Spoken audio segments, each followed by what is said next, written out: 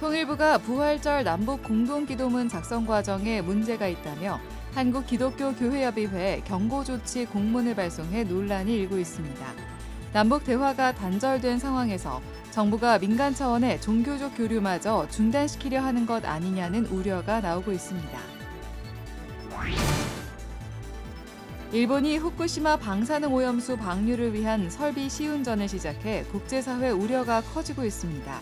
종교시민사회단체들은 우리 정부가 일본을 국제해양법 재판소에 제소해야 한다고 목소리를 높였습니다.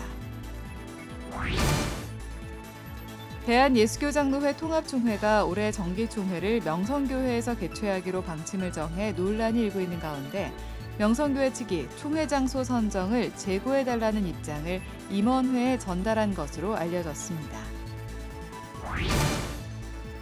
기후위기 시대 야고보서와 전도서를 통해 한국교회가 나아갈 방향을 제시한 책, 탈성장교회를 비롯해 새로 나온 책들을 소개합니다. 여러분 안녕하십니까? CBS 뉴스입니다. 한국기독교교회협의회와 북한 조선그리스도교연맹은 해마다 광복절과 부활절에 남북 공동기도문을 발표해왔습니다. 남북 공동기도문은 민간 차원의 남북 교류의 상징으로도 여겨져 왔습니다. 그런데 통일부가 남북 공동기도문 작성 과정을 문제 삼고 나서 논란이 되고 있습니다. 송주열 기자의 보도입니다. 세계교회협의회 WCC에서 활동하는 한국기독교교회협의회와 북한 조선그리스도교연맹은 1989년부터 8.15 직전 주일에 한반도 평화통일 공동기도주의를 지키며 한반도 평화를 염원하는 공동기도문을 발표해왔습니다. 이와 함께 기독교 최대 절기인 부활절에도 부활절 남북 공동기도문을 발표해 남북교회가 한반도 평화와 통일을 위해 예언자적 사명을 다하자는 다짐을 밝혀왔습니다. 그런데 통일부가 최근 남북교회가 해마다 작성해오던 부활절 남북 공동기도문 작성 과정을 문제 삼은 것으로 확인됐습니다. 통일부는 지난달 19일 교회협의회에 보낸 공문을 통해 북측에 부활절 공동기도문을 제안하는 과정에서 사전에 관련 사실을 신고하지 않았다며 경고 조치했습니다. 통일부는 교회협 이용종 총무와 실무자 앞으로 보낸 공문에서 부활절 남북 공동기도문 제안을 세계교회협의회를 통해 전자우편으로 북한 조선그리스도교연맹에 전달한 행위는 북한 주민 접촉에 해당한다며 사전에 정부에 관련 사실을 신고하지 않았다고 밝혔습니다. 교회협의회가 세계교회협의회 이메일로 북측에 부활절 남북 공동기도문 발표를 제안하면서 사전 신고하지 않았다고 경고 조치한 겁니다. 남북 공동기도문 작성을 위해 세계교회협의회를 통해 북측과 간접 접촉한 것을 두고 통일부가 경고 조치에 나선 것은 처음 있는 일입니다. 이에 대해 30년 넘게 별다른 문제 없이 남북 공동기도문 작성 작업을 해온 교회협의회는 당혹스러운 입장입니다. 앞서 교회협의회는 통일부에 보낸 경위서에서 북한 관계자를 간접 접촉한 이는 세계교회협의회 국제협력위원회 피터 프루브 국장이라고 밝혔습니다. 또 해마다 교회협의회가 부활절 남북 공동기도문 초안을 작성해 세계교회협의회 에큐메니칼 포럼과 공유해왔고 여기에 북측 교회도 회원으로 참여하고 있는 것이라고 설명했습니다. 통일부의 경고 조치에 대해 교회협의회 화해통일위원장 한기양 목사는 박근혜 정부의 대북 정책을 떠오르게 한다고 말했습니다. 교회협의회는 박근혜 정부 시절이던 2016년 2월과 2017년 2월에 중국 심양에서 조선그리스도교연맹과 연례회담을 가진 것을 남북교류협력법 위반으로 과태료를 부과받은 바 있습니다. 한기양 목사는 현재 남북관계는 신냉전적 국제질서 흐름 속에 박근혜 정부 시절보다 더 악화된 것 같다며 민간 차원 교류마저 탄압해서는 안 된다고 말했습니다. 탄압 맞죠. 옛날에 무신정권 비슷해요. 무도해가지고 눈치도 안 보고 저걸 한 것이 뭘 잘못했는지도 지금 깨닫지도 못하고 있고 오로지 그냥 상전국만 섬기는 이런 태도를 보이는 윤석열 정부는 이미 자격이 없다고 봐요. 국민을 대변하는. 통일부는 향후 유사 사례가 발생할 경우 서면 경고가 아니라 관계 법령에 따라 과태료를 부과하겠다는 입장입니다. 교회협의회는 당장 세계교회와 함께하는 8.15 한반도 평화통일 공동기도주의를 앞두고 있는 가운데 통일부의 경고 조치로 뒤숭숭한 분위기입니다. 남북 대화가 단절된 상황에서 정부가 민간 차원의 종교적 교류마저 중단시키려 하는 것 아니냐는 우려가 나오고 있습니다. CBS 뉴스 송주열입니다.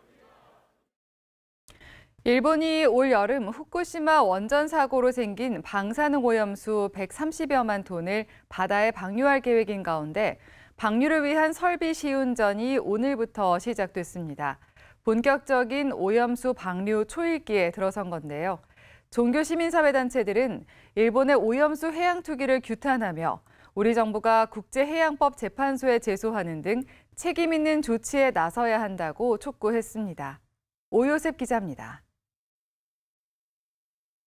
일본 후쿠시마 제1원자력발전소 운영사인 도쿄전력이 원전 오염수 방류 설비 시운전을 시작했습니다. 후쿠시마 앞바다까지 오염수를 밀어내는 펌프 성능을 확인하고 비상시 차단 장치 작동 여부를 점검하는 등 실제 방류 상황을 준비하는 겁니다. 2주 동안 진행되는 시운전이 끝나면 사실상 오염수 방류를 위한 준비는 마무리되는 것으로 국제원자력기구 IAEA의 최종 보고서 내용에 따라 이르면 다음 달부터 방류가 시작될 것으로 전망됩니다. 현재 일본 내에서도 어민들을 중심으로 비판의 목소리가 거세지고 있는 가운데 우리 시민사회도 일본의 오염수 방류를 강력 규탄하고 나섰습니다. 시민모임 독립, 한국 YMCA 전국연맹, 60만세운동 유족회 등은 일본 대사관 앞에서 기자회견을 열고 오염수 해양 투기를 즉각 중단하라고 촉구했습니다. 이들은 오염수엔 다핵종 제거 기술로 처리할 수 없는 탄소 14가 잔류하고 경납 용기 손상으로 다른 방사선 물질이 방출될 가능성이 있다며 오염수 해양 투기는 수산업 종사자의 피해는 물론 국민과 후손의 건강과 안전에 치명적인 영향을 미칠 것이라고 주장했습니다. 또 일본의 주장대로 안전한 처리수라면 왜 농업용수나 공업용수로 활용하지 않고 1km에 달하는 해저 터널을 건설해 바다에 투기하려고 하느냐며 결국 일본은 처리 비용 절약을 위해 온 인류를 위험에 빠뜨리고 있다고 비판했습니다. 경제적 비용 절감이라는 이유로 주변 국가와 묻 생명의 삶의 터전인 태평양이 어떤 생태적 결과가 나타날지 복합 오염의 결과가 인간과 미래 세대에 어떤 결과로 나타날지 무시하고 강행하는 일본의 결정과 만행에 분노하지 않을 수 없다. 시민모임 독립이사장 이만열 교수는 안정성을 평가하는 국제원자력기구는 검증기구가 아니라 오히려 핵 발전을 장려하는 기구라며 IAEA의 최종 보고서가 오염수 해양 투기를 정당화하는 근거가 될 수 없다고 지적했습니다.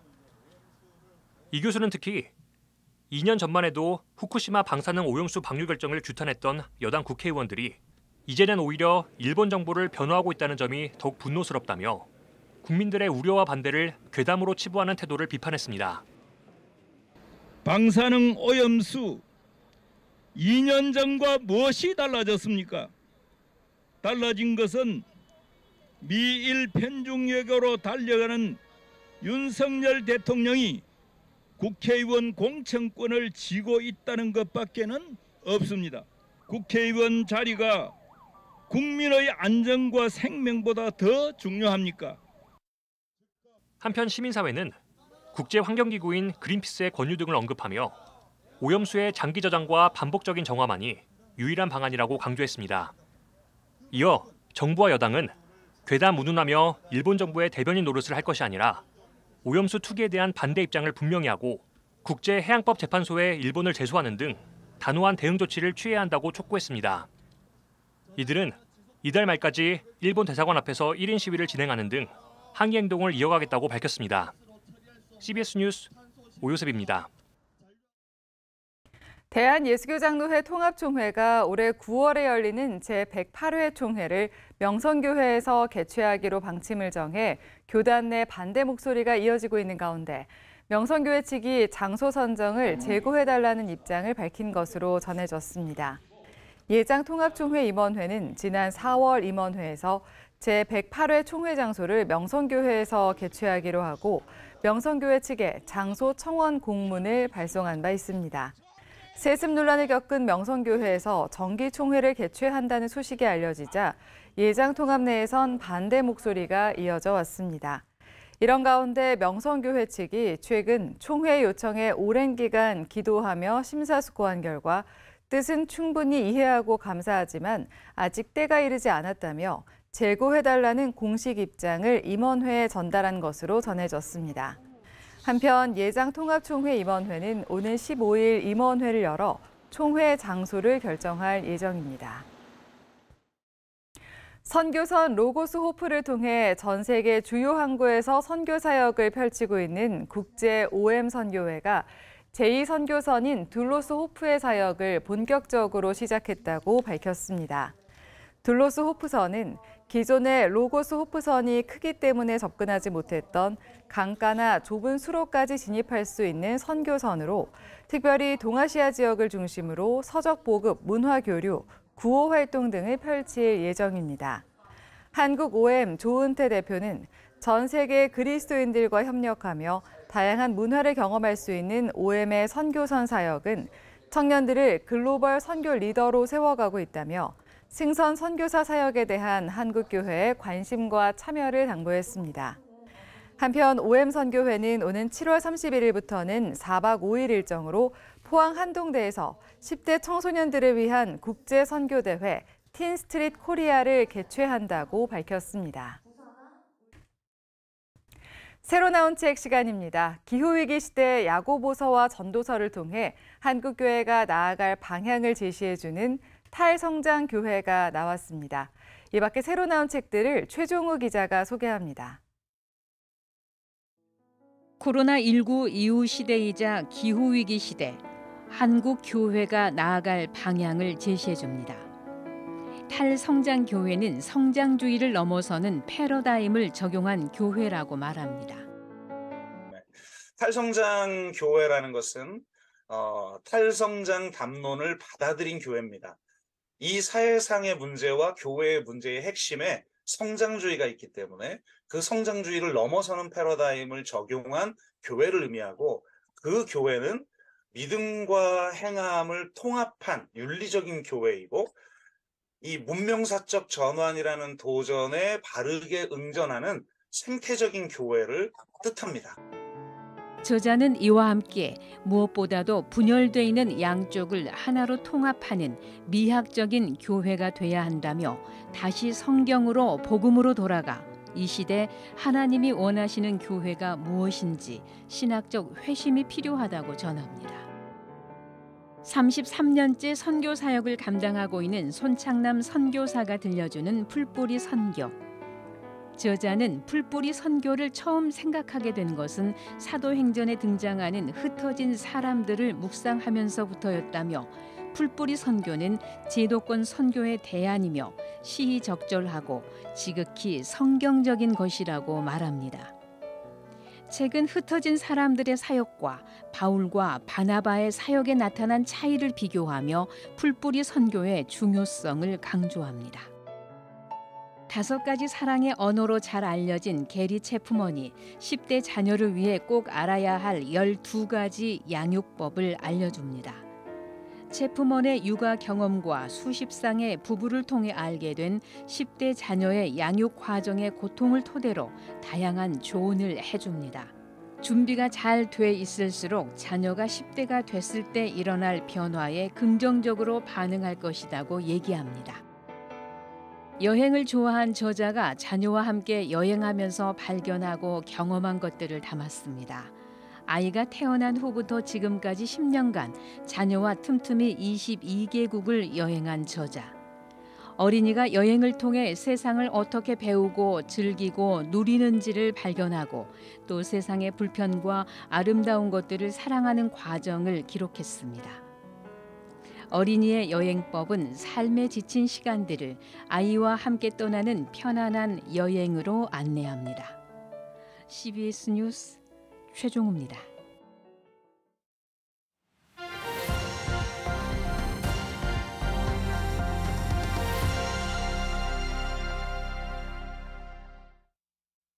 간추린 지역교계 소식입니다.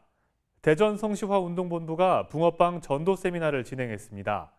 세미나 이후엔 지역 주민들에게 직접 붕어빵을 만들어 나눴습니다. 대구 경북 지역 민군 연합대성회가 대구 범어교회에서 열렸습니다. 대전 성시화 운동본부는 붕어빵으로 복음을 전하는 붕어빵 전도 세미나를 개최했습니다.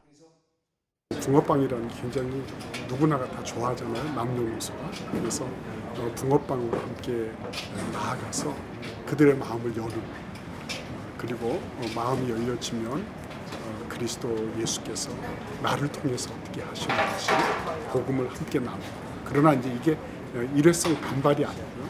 계속 관계를 유지하면서 일종의 관계 전도의 일환이라고 볼 수가 있습니다.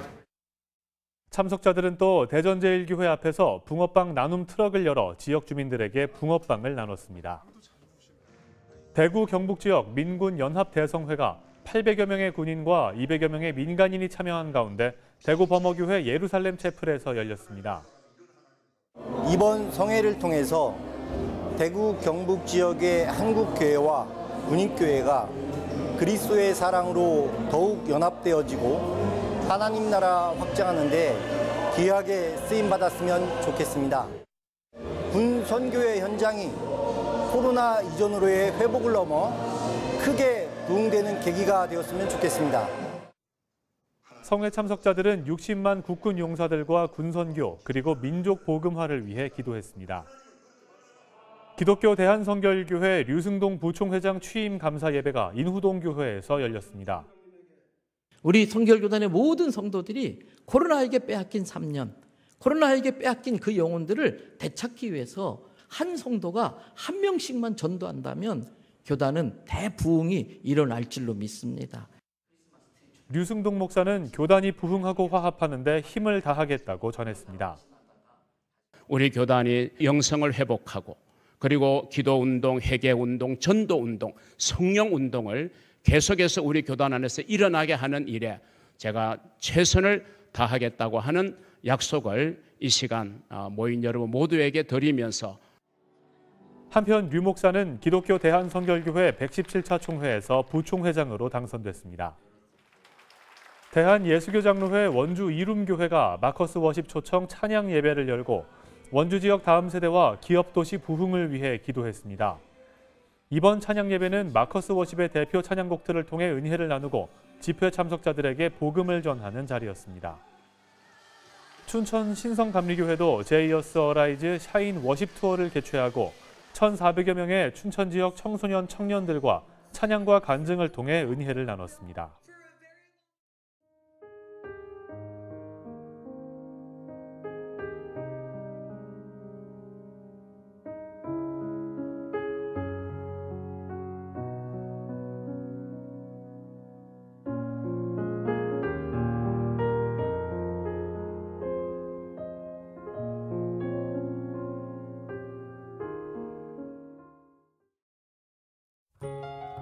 날씨입니다. 내일은 전국이 대체로 맑겠지만 밤사이 수도권을 중심으로 강한 소나기가 오는 곳이 있겠습니다. 내일 아침 최저 기온은 16도에서 20도, 낮 최고 기온은 22도에서 30도로 예상됩니다.